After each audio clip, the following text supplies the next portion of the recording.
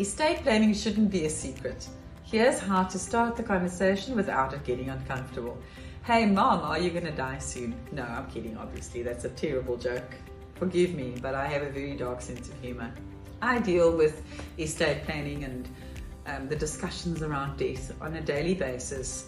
And that is clearly one of the reasons why I have this very dark sense of humor. So how do you have that conversation? And we see a lot where the conversation seems difficult. So is it, do I know what my mom's power of attorney is, or my father's power of attorney? Do I understand what their power of attorney says? Am I the power of attorney? Do I know what their wishes are? Is there a will set up? Where is it all going to go? So many of the conversations that we have with families, business owners and professionals around estate planning specifically will be, tell me about you, tell me about the legacy that you are busy building. You are, generally speaking, highly intelligent, successful. That is the type of people that we are working with. But there are things that we need to be concerned about. Some of the things that we are thinking about is we have gifted children. And our gifted children need special resources allocated to them. Make sure that your estate plan is set up to provide for those things. Or we have children, we are seeing a lot of clients who have children that are now being, because it's now a formal diagnosis, we see people that are diagnosed on the spectrum, a lot of autism, a lot of high functioning autism, but also a lot of low functioning, more help needed type autism, and other behavioral situations that we see in the modern world. Have you set up the structures that provide for that person? It looks different to somebody that is educated, empowered, and grows up in your business or in your family, where having that conversation is often.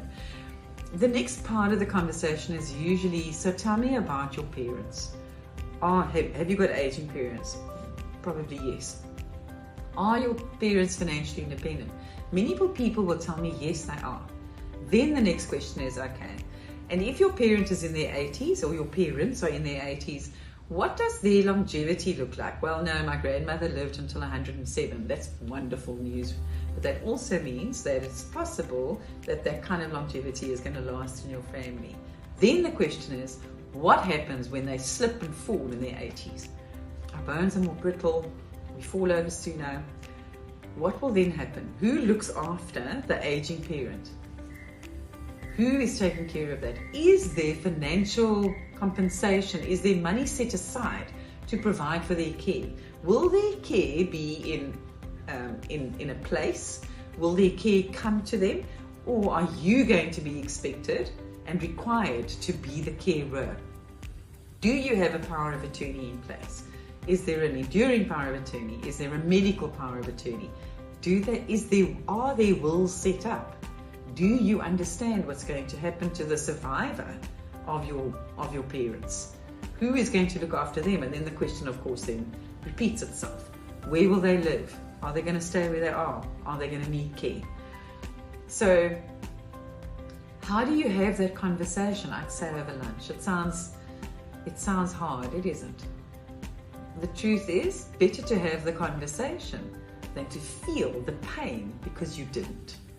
And if you want somebody that can make jokes about death and lighten it, please feel welcome to reach out to myself, Norma Falconer, or my team at thinkcapitaladvice.com.au, so that talking about death isn't hard.